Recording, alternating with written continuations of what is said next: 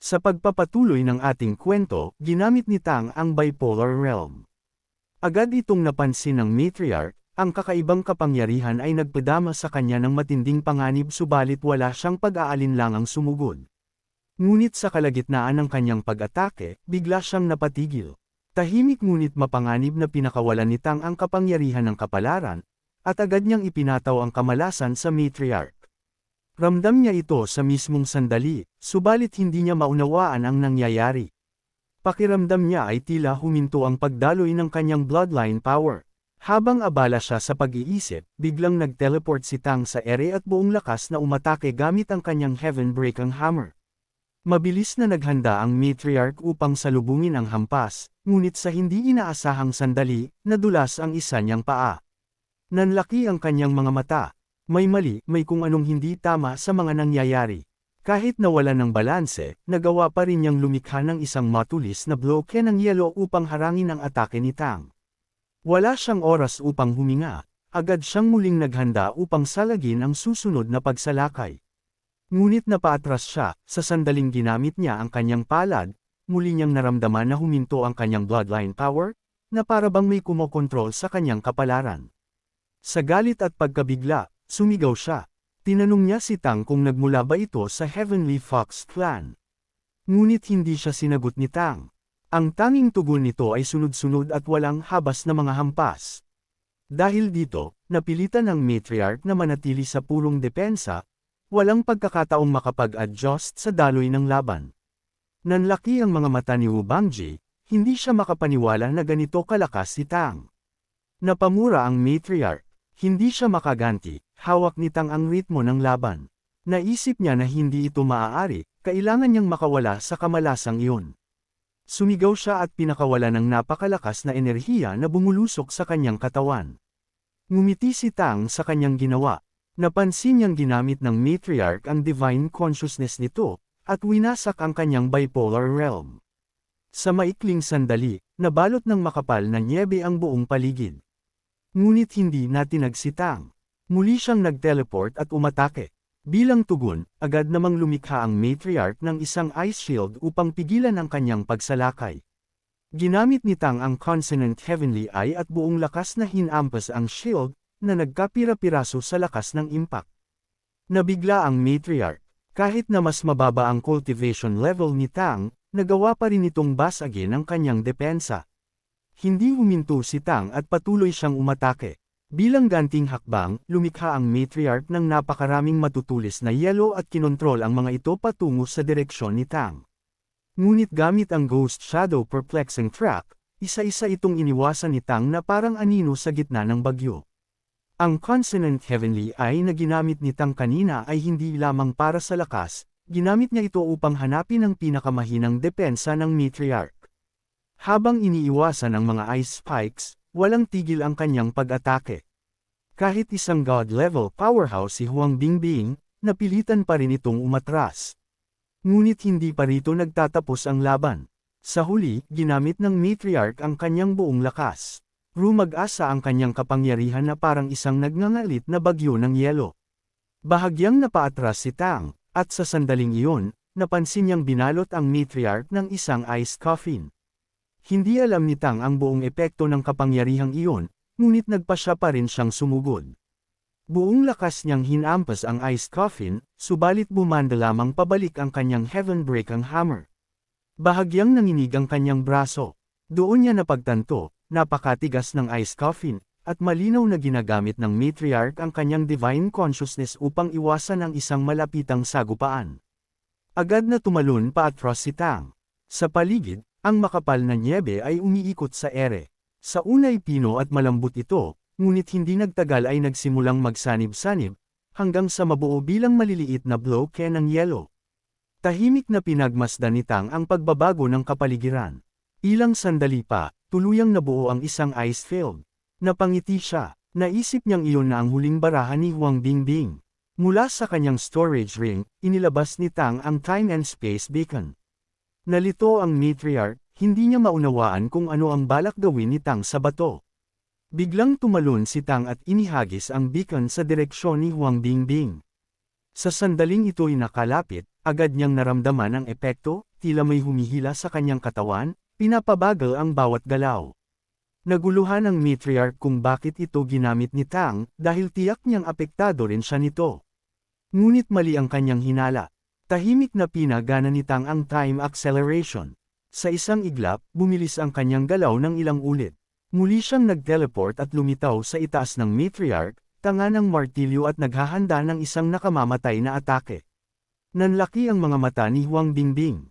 Napatanong siya sa sarili kung bakit hindi naaapektuhan si Tang. Kinabahan siya at pilit na sinubukang lumikha ng ice armor, ngunit dahil sa impluwensya ng time and space beacon, maging ang pagdaloy ng kanyang kapangyarihan ay naapektuhan. Nabigo ang kanyang depensa na mabuo. Bago tuluyang umatake, tahimik na binalutan ni Tang ng kaunting divine consciousness ang Heavenbreaking Hammer. Dahil dito, agad nitong inabsorb ang Golden Liger Flame, at ang sandata ay nagliyab sa nakasisilaw na gintong apoy. Buong lakas niyang inihampas ang martilyo. Mula sa itaas, bumagsak siya na parang isang umaapoy na bulalakaw, walang puwang para umiwas. Dahil sa mabagal niyang galaw, hindi na nakalayo ang matriarch. Isang napakalakas na pagsabog ang sumunod. Nayanig ang lupa, nagkabiyak-biyak ang kapaligiran, at kumalat ang matinding shockwave. Gayunpaman, sinadya ni Tang, hindi niya direktang tinamaan ang matriarch. Dahil sa takot at matinding presyon, napahiga si Huang Bingbing sa lupa, hingal na hingal. Ang laban ay natapos. Si Tang ang nagwagi. Sandaling hindi nakapagsalita ang matriarch. Makalipas ang ilang sandali, pilit siyang bumangon at inamin ang kanyang pagkatalo. Dagdag pa niya ay susundin niya ang kanilang napagkasunduan at ipapanukala niya sa mga elders ng kanilang clan ang mga suhestyon ni Tang. Nagpasalamat si Tang at magalang na nakiusap, hiniling niyang gamitin ng matriarch ang Frozen Throne upang linisin ang bloodline ni Wu Bangji. Samantala, nanatiling tulala si Wu Bangji. Hindi pa rin siya makapaniwala, isang god-level powerhouse ang natalo ni Tang. Napakalakas niya, naisip niya. Para bang siya pa ang mas matanda sa kanilang dalawa. Dahil nanalo si Tang sa laban, pumayag si Huang Bingbing na gamitin ang Frozen Throne upang isagawa ang purification ng bloodline ni Wu Bangji. Nang maupo si Wu Bangji sa Frozen Throne, agad na pumasok ang napakalamig na enerhiya sa kanyang katawan.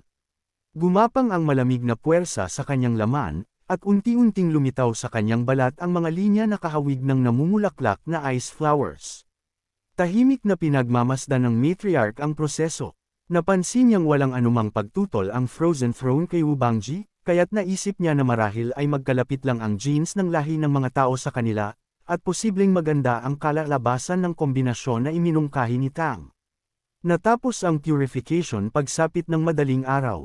Ramdam ni Wu Bangji ang positibong pagbabago sa kanyang katawan, tila mas naging dalisay at masigla ang kanyang bloodline, at may isang kapangyarihang na-activate sa loob niya, bagamat hindi pa niya ito lubos na nauunawaan. Pagsapit ng umaga, nagpaalam ang matriarch.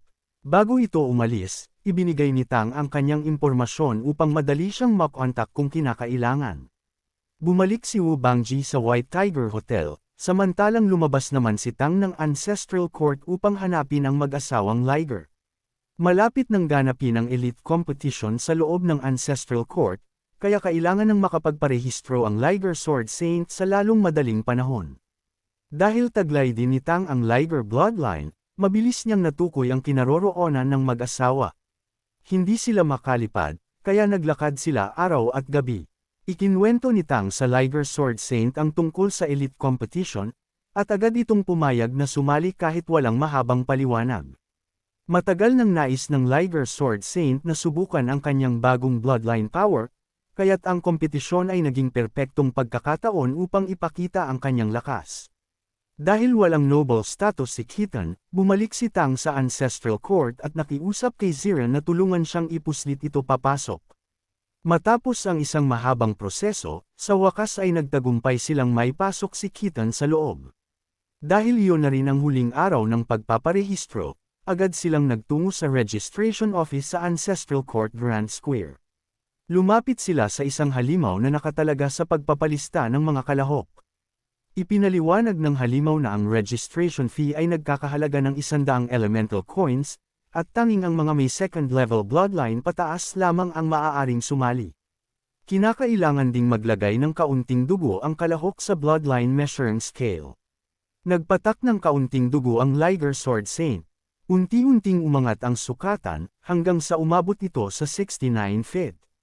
Nabigla ang nakatalagang halimaw. Ang lakas ng bloodline ng Liger Sword Saint ay malinaw na pasok sa top 10. Nang mapagtanto nitong isa siyang first-level bloodline powerhouse, agad na naging mas magalang ang pakikitungo ng halimaw. Ipinaliwanag nito na bukod sa solo competition, magkakaroon din ng double competition. Dahil dito, inanyayahan ng Liger Sword Saint si Tang na sumali sa double competition. Nagtanong si Tang kung maaari siyang makilahok, ngunit ipinaliwanag ng halimaw na hindi pinapayagang sumali ang mga tao, kahit pa may noble status. Nag-usisa ang Liger Sword Saint kung may ibang paraan. Ipinaliwanag ng nakatalaga na ang tanging posibilidad ay kung may garantiya ng isang emperor, sa ganoong paraan, kahit second-level bloodline lamang si Tang ay maaari siyang payagang lumahok. Tahimik na inilabas ni Tang ang token na nakuha niya mula sa palasyo. Nabigla ang halimaw. Kilala niya iyon, token ng Sword Saint Palace. Masayang sinabi nito na basta't makapasa si Tang sa bloodline test, maaari na siyang sumali. Nang tanungin ni Tang ang tungkol sa premyo at nalamang malaki ang gantimpala, agad siyang pumayag. Inilagay ni Tang ang kanyang dugo sa sukatan at tinanggap ito bilang second-level bloodline. Dahil dito, parehong nakapagparehistro sina Tang at ang Liger Sword Saint sa solo at double competition, na nagkakahalaga ng kabuuang 400 elemental coins. Ilang sandali pa, may isang boses ang biglang nagtanong kung doon ba ang lugar ng pagpaparehistro. Napalingon si Tang, at sa mismong sandaling iyon, biglang tumibok ng malakas ang kanyang puso. Tiningnan niya ang nagsasalita. Sa unang tingin, inakala niyang isa itong lalaki mula sa Peacock Clan, may lakas na tila lagpas pa sa god level. Ngunit nang muli niya itong suriin, napagtanto niya ang katotohanan. Si Mei iyon. Agad niya itong tinawag at binati. Nagtaka siya kung bakit naruroon si Mei, akala niya ay nasa mahigpit na pagsasanay pa ito. Si Mei naman ay nagtanong din kung bakit siya naroon. Nagkatinginan silang dalawa, kapwa may ngiti at tuwa, hanggang sa biglang dumating ang City Lord at nagtanong kung magkakilala ba silang dalawa. Nabigla si Tang nang makita ang City Lord. Agad naman siyang ipinakilala ni Mei sa kanyang ama bilang Shira. Magalang na yumuko si Tang at binati ang patriarch ng Peacock Clan, ngunit mabilis na nabaling ang pansin nito sa Liger Sword Saint. Napansin ng patriarch ang bloodline measuring scale at agad nagtanong kung nalutas na ba nila ang problema sa bloodline. Ipinaliwanag ng Liger Sword Saint na hindi sa kanya ang nakita ng patriarch, kundi kay Shira. Nanlaki ang mga mata ng patriarch. Hindi siya makapaniwala na may isa pang tao na nagtataglay ng second-level bloodline, bukod kay Mei. Sa loob-loob niya, kailanman ay hindi pa siya nakakakita ng taong may bloodline power na umabot sa ganoong antas. Hindi siya makapaghintay na malaman ang lakas ni Mei ngayon, kaya sinabi niyang panahon na para sukatin ang kanyang kapangyarihan. Habang naglalakad si Mei patungo sa measuring scale, napalingon siya kay Shira. Naalala niya na bumalik pala agad ito sa Ancestral Court matapos ang huli nilang pagkikita sa Kerry City. Samantala, hindi maiwasang tanungin ni Tang ang sarili kung sasali rin ba si Mei sa kompetisyon, at kung ito ba ang tinutukoy nitong huling pagsubok sa kanyang pagsasanay. Nalito si Tang. Hindi niya lubos maisip na maaari niyang maging kalaban ang Liger Sword Saint, at si Mei, sa iisang entablado. Napatingin sa kanya ang Liger Sword Saint, tila nagtataka sa mga iniisip ni Tang. Ipinatulo ni Mei ang kaunting dugo sa timangan, ngunit mabagal ang pag-angat ng sukatan. Bahagya siyang nag-alala. Lumapit si Tang at mahinahong nagsalita na huwag siyang mag-alala, sadyang mabagal talaga ang pagtaas ng bloodline ng mga tao. Dagdag pa niya, kanina ganoon din ang nangyari sa kanya. Pagkatapos ay tinanong ni Tang si Mei kung sasali siya sa solo o double competition. Sumagot si Mei na wala siyang kasamang partner at mag-isa lamang siya. Ngumiti si Tang at kusang nagpresenta. Agad na nagliwanag ang mukha ni Mei. Sa unay mabagal ang pagtaas ng bloodline power ni Mei, ngunit makalipas ang ilang sandali ay bigla itong bumilis, doble ang bilis kaysa kanina. Patuloy itong umangat hanggang sa halos 18 talampakan na mas mataas kaysa sa sukatan ng Liger Sword Saint. Hindi maitago ng kanyang ama ang tuwa. Tiyak na pasok si Mei sa top 10, kaya agad silang nagparehistro. Ipinaliwanag ng nakatalagang halimaw na ang kompetisyon ngayong taon ay naiiba sa mga nakaraan, may solo at double competition. Tinanong ni Mei ang kanyang ama kung maaari siyang sumali sa double competition. Nang tanungin naman siya kung sino ang kanyang magiging kapareha, masayang sumagot si Tang na siya. Saglit na nag-alangan ang patriarch. Maliit ang tingin niya kay Tang at mariing sinabi na second-level bloodline lamang ito at baka maging pabigat pa kay Mei. Tahimik ngunit matatag na inilabas ni Tang ang Sword Saint token. Nanlaki ang mga mata ng patriarch. Hindi siya makapaniwala, ang pagkilalang iyon ay nangangahulugang personal na pahintulot ng emperor. Tinanong niya kung nagmula ba sa Kerry City ang binata, at agad itong pinagtibay ni Tang. Napayuko ang patriarch at marahang nagsalita, ang hinaharap ay para sa mga kabataan. Pagkatapos, hinayaan niya silang magdesisyon para sa kanilang sarili. Hindi maitago ni Tang at Mei ang kanilang tuwa. Humingi ng paumanhin si Tang sa Liger Sword Saint na agad naman itong naunawaan. Wika niya, kung siya ang nasa kalagayan ni Tang, ganoon din ang kanyang gagawin. Matapos ang pagpaparehistro, nagpaalam si Mei at umalis kasama ang kanyang ama. Habang pinagmamasdan ni Tang ang papalayo nilang anyo, may biglang sumiksik na alaala sa kanyang isipan. Sa mundong ito, magagamit nilang muli ang kanilang kombinasyon. Sa kanilang nakaraang buhay, sina Tang San at Xiao Wu ay walang kapantay ang pagtutulungan, sabay nilang dinamina ang arena. Hindi maiwasang mangulilan ni Tang sa mga panahong iyon. Bahagyang napaluha siya. Marahan siyang ginising ng Liger Sword Saint at pinagsabihang tumigil na sa pagtitig, wala na ang mga ito. Muling humingi ng paumanhin si Tang, ngunit ngumiti lamang ang Liger Sword Saint at sinabing nauunawaan niya ang nararamdaman nito. Bilang pampalubag loob, inimbitahan ni Tang ang Liger Sword Saint sa isang kainan. Sa tinutuluyan ni Mei, tinanong siya ng kanyang ama kung sino si Shira. Ipinaliwanag ni Mei na si Shira ang taong palaging tumutulong sa kanya noong nasa Kerry City pa siya. Tahimik na nakinig ang patriarch bago nagsalita. Sinabi niyang kung sa tingin ni Mei ay malaking tulong si Shira, dapat niyang makuha ang tiwala nito. Ngunit kung hindi pa siya sigurado kung tutulungan talaga siya nito, hanggang sa huli ay dapat siyang manatiling alisto. Pagkatapos ay pinayuhan niya si Mei na magpahinga bago siya tuluyang umalis. Nang mag-isa na lamang, napaisip si Mei. Hindi niya inaasahang makita muli si Shira ngayong araw, lalo na't magiging kapareha pa niya ito sa kompetisyon. Matagal na ang nakalipas mula nang huli silang nagtulungan, at hindi siya sigurado kung magagawa pa rin nilang magkasabay sa isang battlefield. Hindi rin niya alam kung gaano kalaki ang ipinagbago ni Shira, ngunit malinaw sa kanyang pakiramdam, napakalakas na nito ngayon.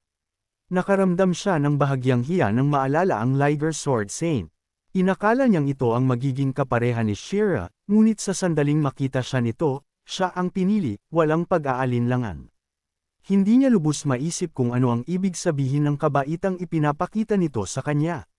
Samantala, hindi maitago ni Tang ang kanyang kasiyahan sa katotohanang makakasama niya si Mei sa kompetisyon. Gayunman, hindi niya hinayaang maging sagabal iyon sa kanyang mga plano. Pagkatapos ng tournament na ito, naisip niya, panahon na para ganap siyang tumayo sa kanyang tabi. May dalawa pa siyang lugar na kailangang puntahan, at may 2 araw pa bago magsimula ang kompetisyon. Kaya maaga siyang umalis ng hotel at nagtungo sa Heavenly Young Mountain.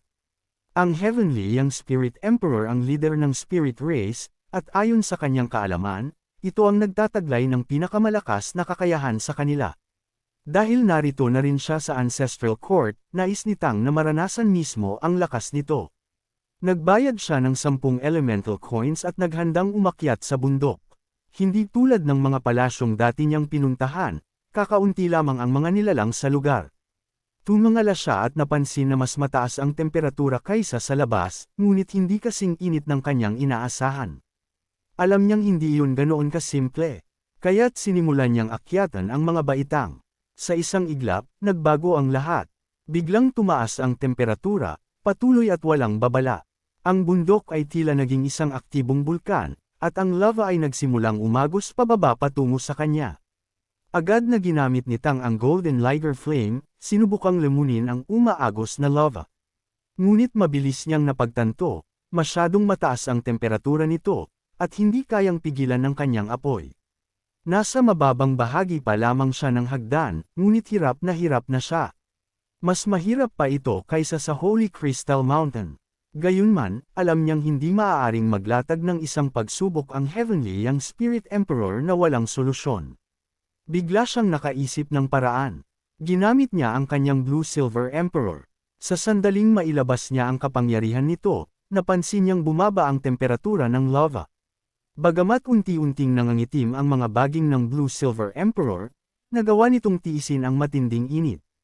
Nabigla si Tang. Napagtanto niyang hindi nais ng Heavenly Young Spirit Emperor na makapasok sa tuktok ang mga nagmula sa Demon Clan, tanging ang mga tunay na powerhouse ng Spirit Clan lamang ang pinapayagan. Sa kabutihang palad, taglay ni Tang ang Blue Silver Emperor. Hindi siya nagmadaling umakyat, sa halip, tahimik niyang pinakiramdaman ang mga pagbabagong nagaganap sa kanyang katawan. Napansin niyang ang naglalagablab na firepower ng Heavenly Young Holy Mountain ay hindi na sumasalungat sa kanya. Sa halip, unti-unti itong pumapasok sa kanyang katawan, kasabay ng Blue Silver Emperor. Biglang kumulo ang dugo at enerhiya sa loob niya. Nabigla si Tang nang mapagtanto na ang kanyang dugo, mga meridian, at maging ang bawat hibla ng kanyang katawan ay sumasailalim sa matinding pagbabago sa ilalim ng impluensya ng init ng banal na bundok. Alam niya kung ano iyon. Iyon ang Young Fire. Maraming salamat sa panunood. Kung nagustuhan mo ang video na ito, huwag kalimutang i-like, mag-subscribe, at i-share sa mga kaibigan mo. I-click na rin ang notification bell para lagi kang updated sa mga susunod nating kwento. Hanggang sa muli, kita-kits sa susunod na kabanata.